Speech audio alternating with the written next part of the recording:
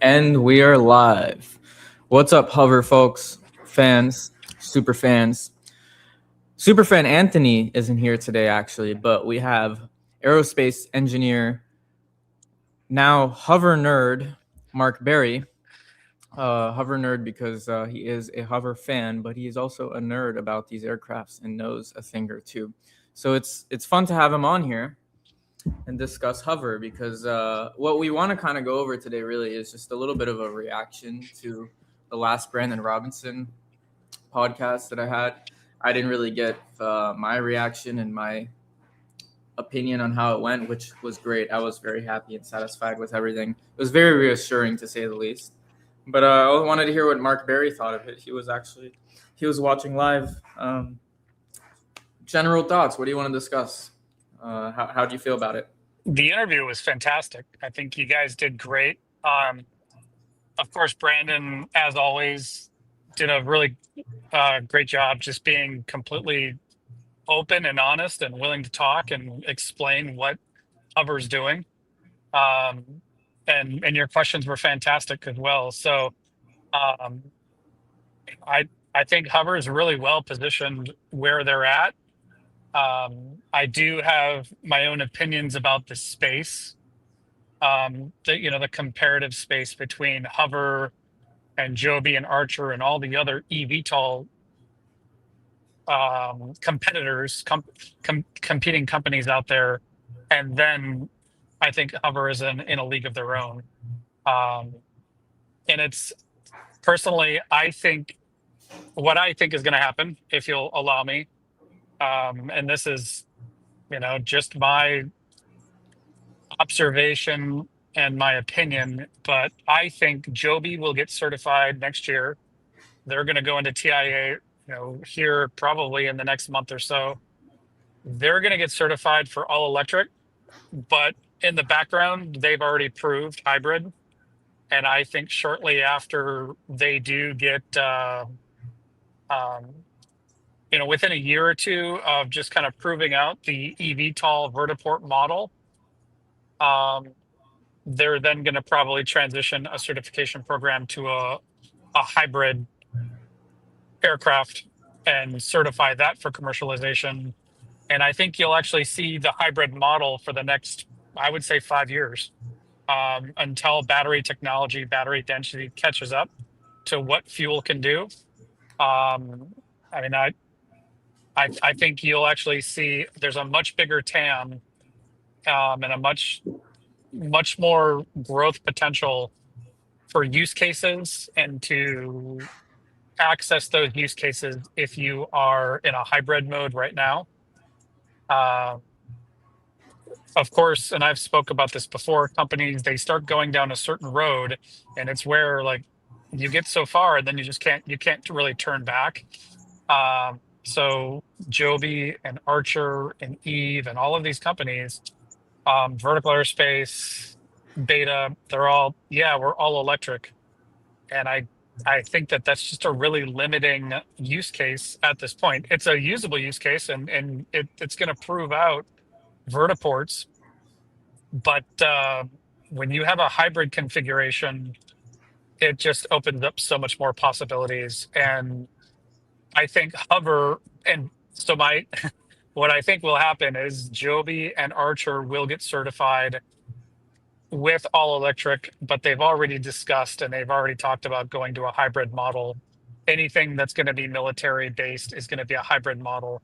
The military wants hybrid, whether it be a turbine engine spinning a generator or just a hydrogen powered fuel cell. But they'll transition to hybrid. And by the time that they do transition to hybrid, I think Hovr is going to be so far along that they are going to immediately be it'll be a neck and neck to the finish line, in terms of those technologies coming to the market. So I agree. I think the big takeaway is, for me, that they made the correct hybrid, the decision of going hybrid first. Mhm. Now everyone's pivoting to, to what is inevitably all the correct decisions. Like I kind of spoke about with him on the pod, I think we talked about like things becoming a standard, or that was actually with Liam and the Hustle Brothers debate. But how we spoke about how things become a standard, like all airplanes are the same now, right? And so hybrid is going to become the standard. What other things are the standard? And the bet is that Hover has a lot of the right decisions. And my takeaway from that call with Brandon was he knows, like, he knows this is going to work. He has made the right decisions and things are working. Like just a lot of little signals. I just, he's really brilliant the way he thinks and the way he can respond to things. He's very sharp. Um, I I I don't know. It was actually a really great call. I liked how we got into his lifestyle. Looks like you froze up. You there, Mark? Yeah. I'm here. I like how we got into like his personal life a bit, and just hearing a bit about his interests, and little things. I was rewatching a little bit of it today. Like little things made me like really think like, oh, he's just quite sharp. Like he was explaining how dynamic the thrust power is, right? I thought it was quite simple math. 600 pounds of thrust, you just do the math. But it isn't like that. He explained how, if you want 700 or 800, maybe you could travel 30 minutes. And he explained how dynamic it was. And like, he put numbers that maybe made sense or not. He said like 700 for 30 seconds. I mean, not 30 minutes, or versus 5 seconds for 800, whatever. And he's like, these numbers are not real numbers, by the way, that we're doing. Like, he's throwing hypotheticals. And like, I don't know, just little things like that I see. He's able to like articulate and think outside the box. It's not all like super by the book. That's why he's able to even do these calls unscripted and take any question, right? A lot of CEOs are very much not like that, to say the least, right? And I think that's a very unique ability. Like his actual skills to like articulate and understand things conceptually rather than be so precise and mathematical.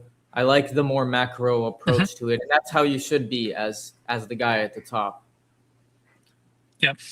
And also too, I think you look at Brandon's pedigree, and there's a lot of debate now between the different, when you guys are having your debates and you're discussing who's the better CEO and who would you want at the helm.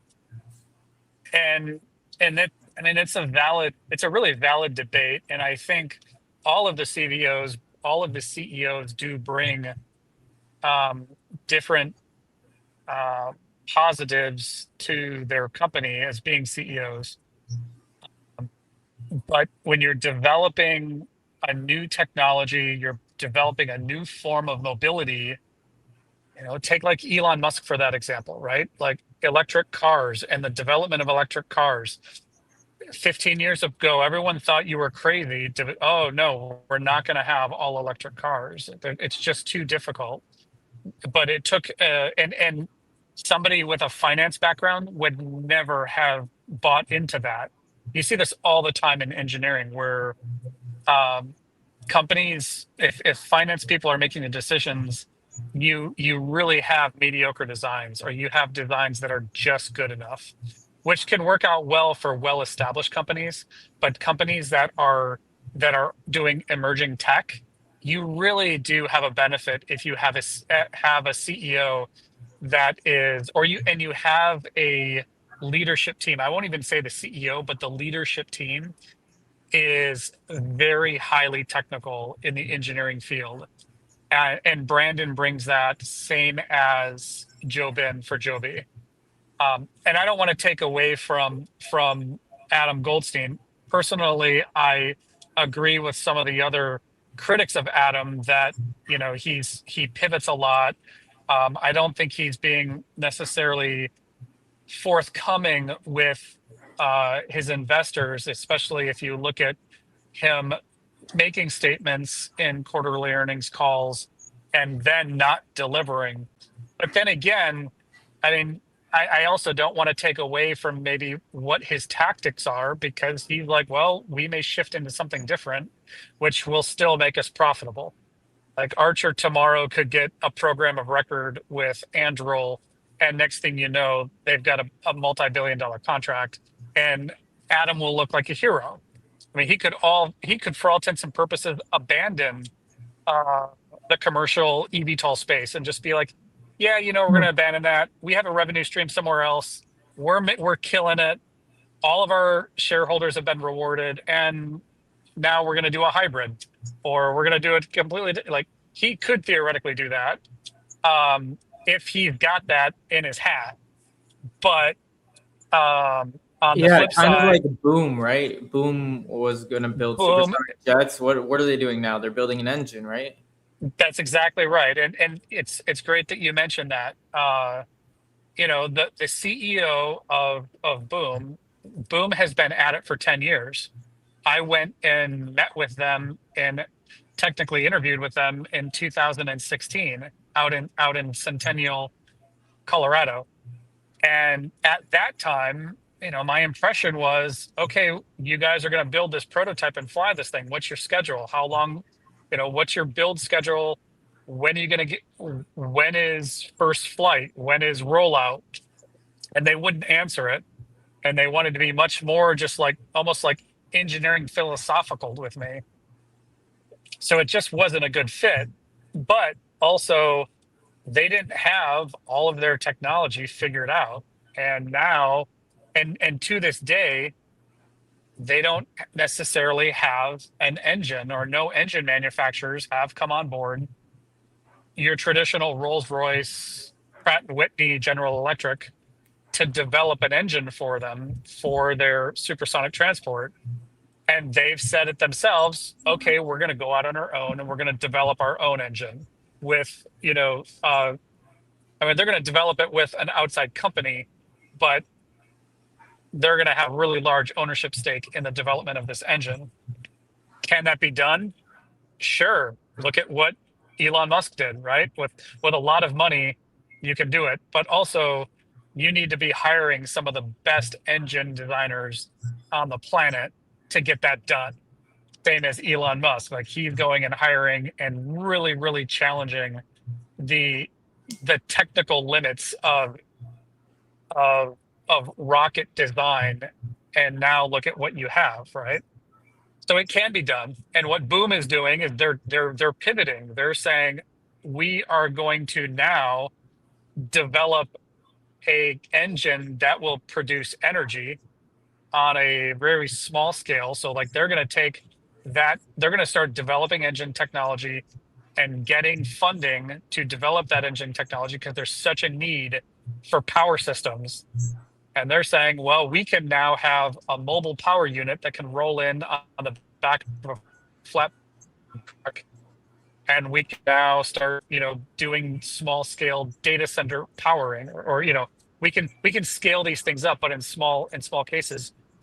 And with that profitability that they're going to make from that, they're going to use that then to pay for the development of the Overture, which is their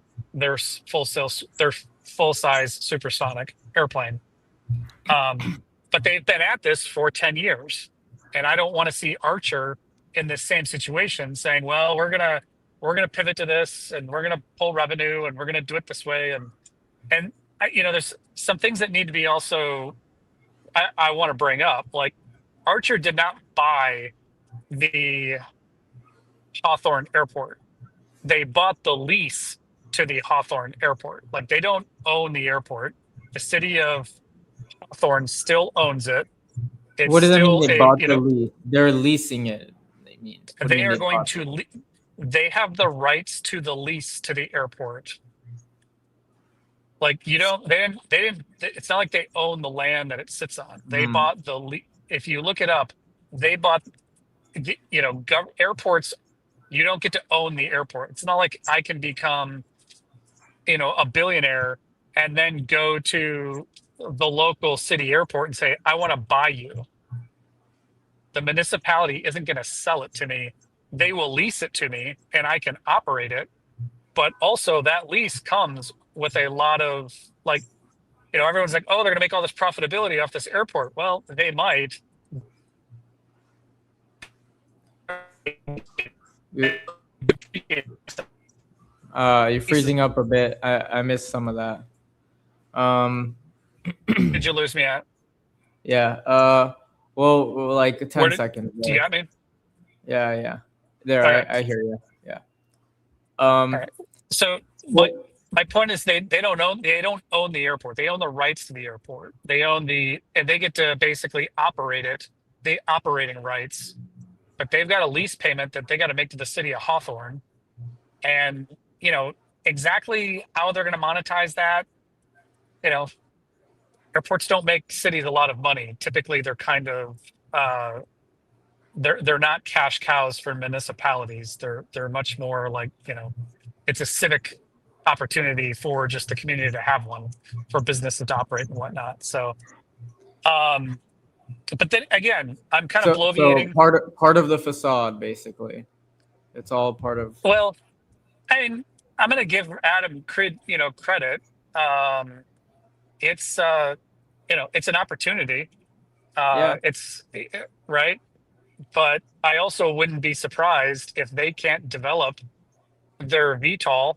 Maybe they're just going to follow. What happens if they just follow the beta model and say, okay, we're just going to do CTOLs for the next couple of years? That'd be interesting. And develop something else. Purely speculation.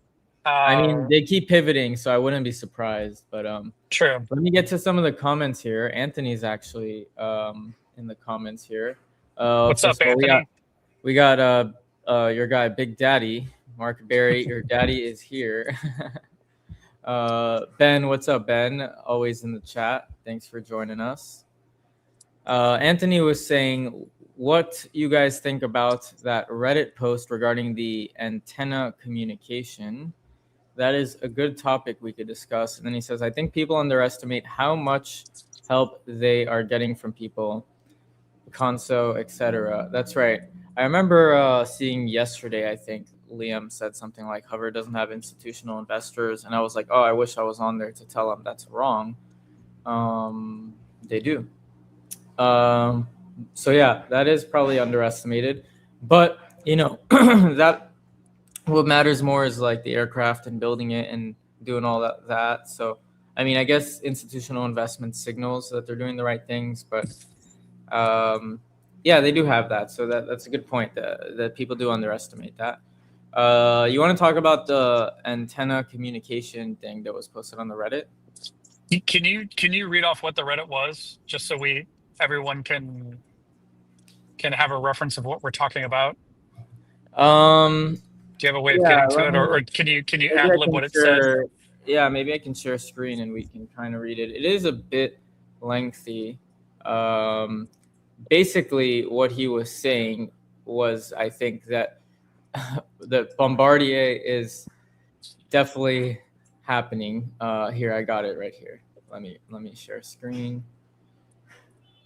Is Mark bearish on Archer? Ben is asking you. Not necessarily. And honestly, I have my own investment thesis of when I get in and get out. I will be honest, I've bought Archer in the past, and Archer has done me very well. I think Archer just has a little bit has more technical challenges that they need to overcome, so they're a bit further behind.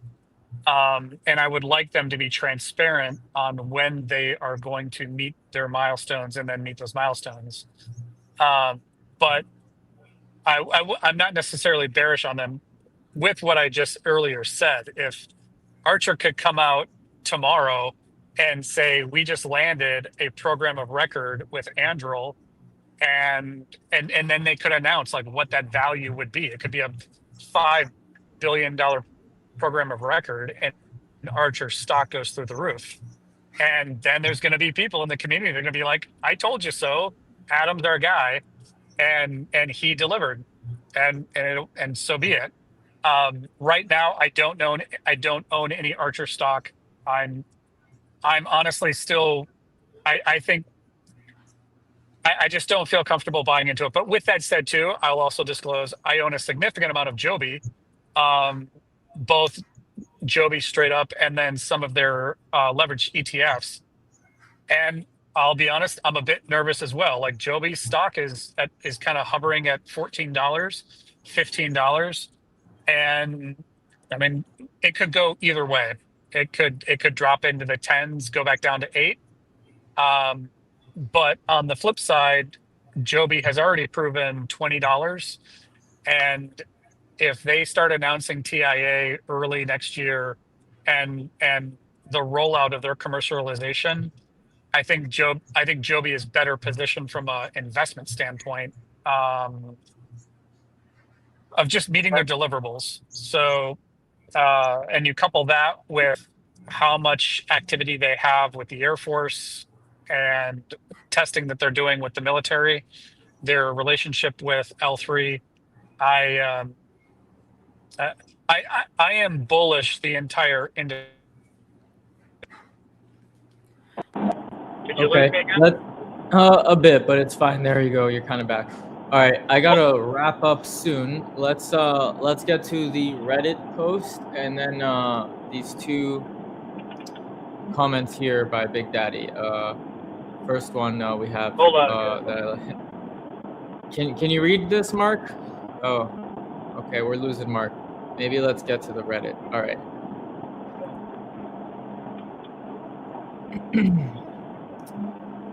All right, so this was after the interview with Brandon.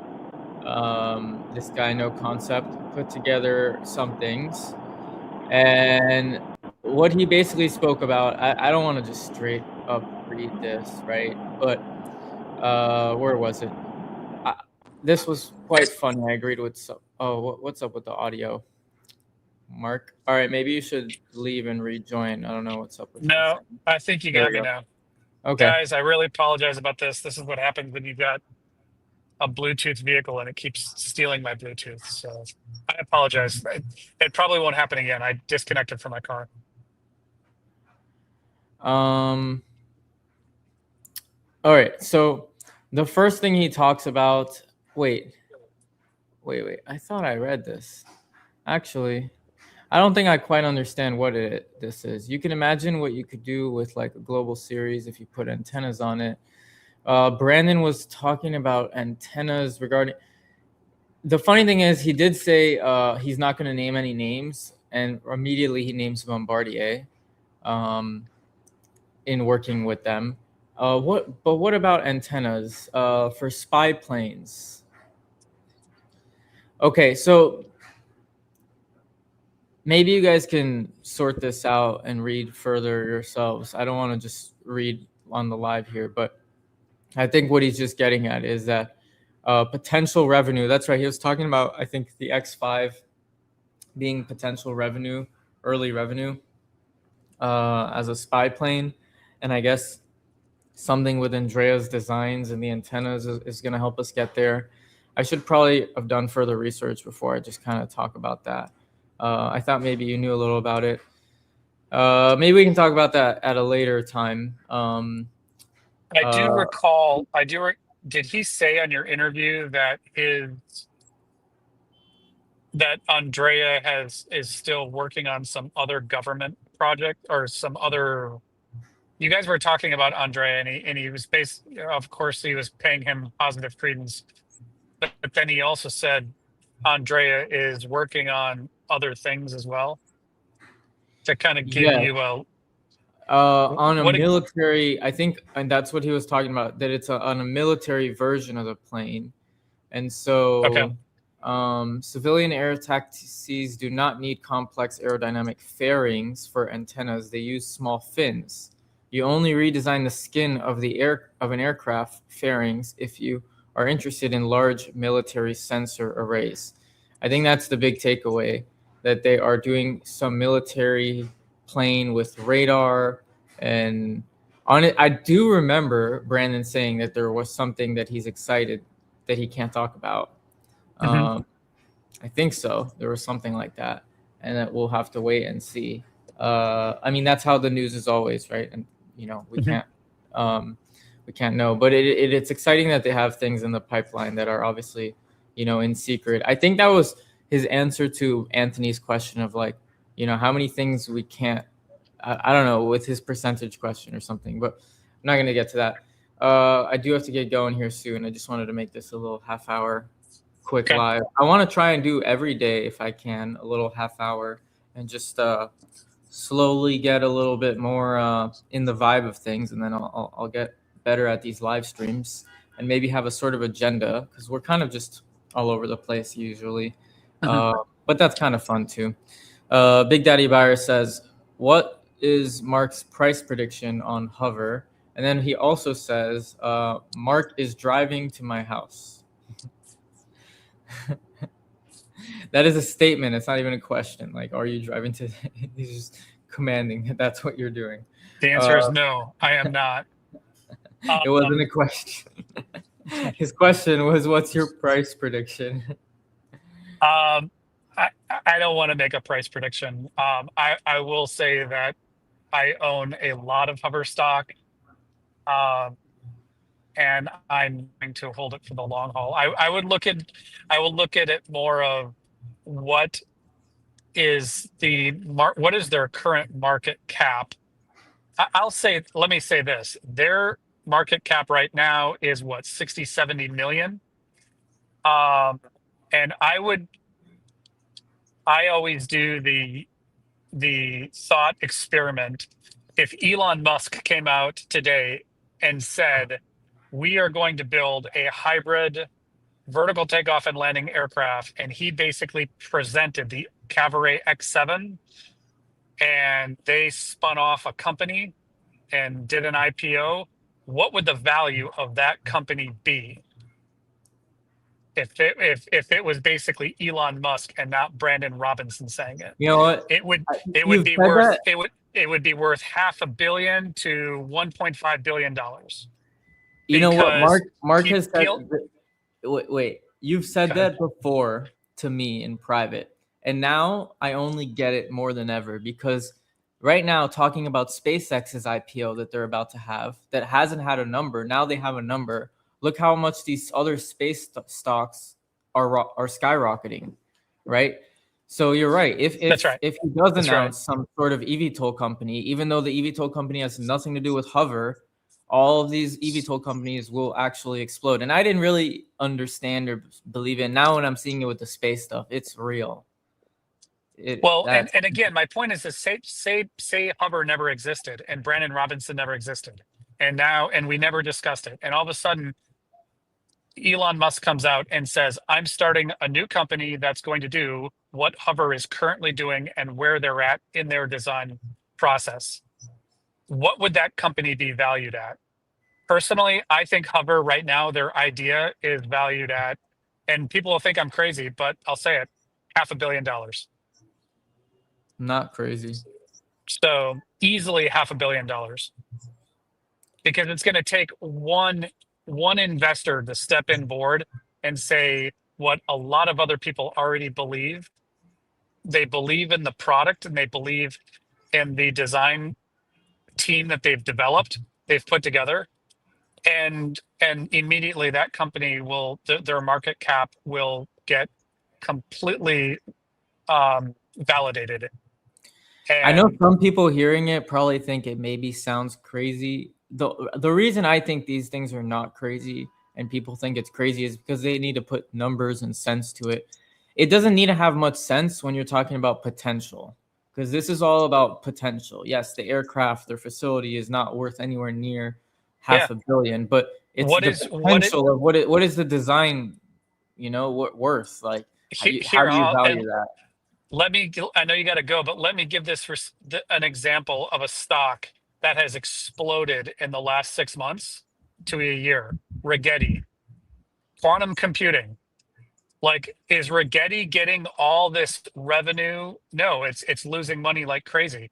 It's still like Rigetti quantum computing it's still in the development stages. And Rigetti went all the way to it was $3, $4, $5 back in February, and now it's shot all the way up to $50 and then back down to like $20.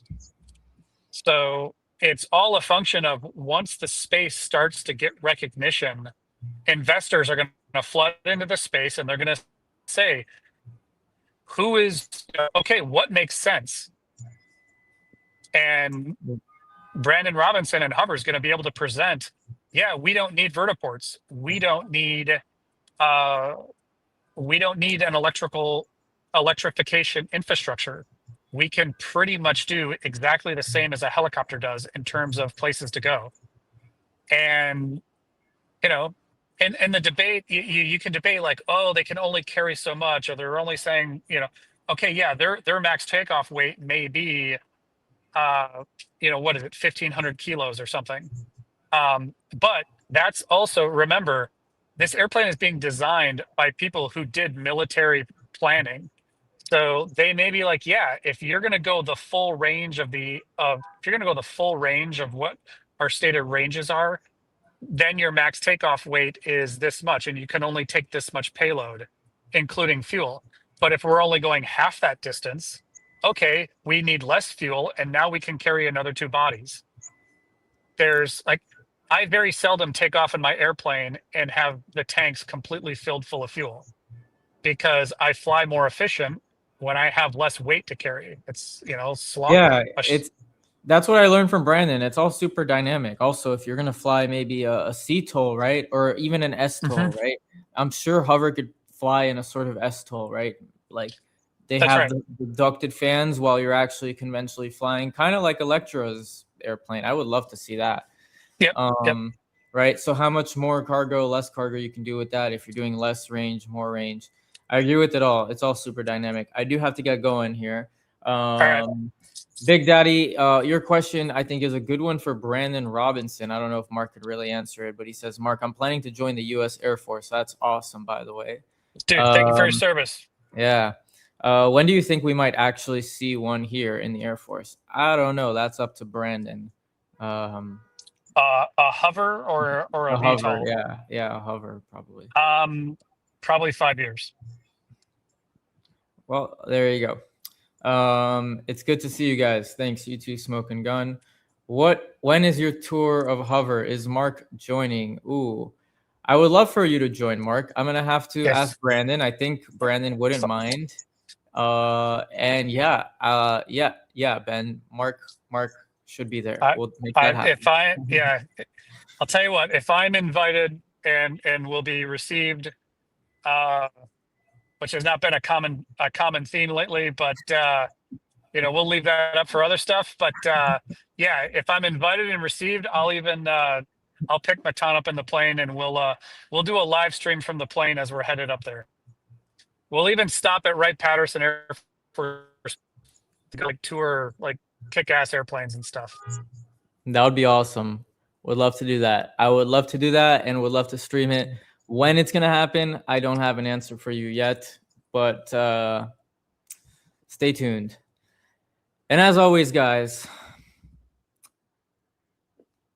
until next time, stay thinking, question everything, and peace out.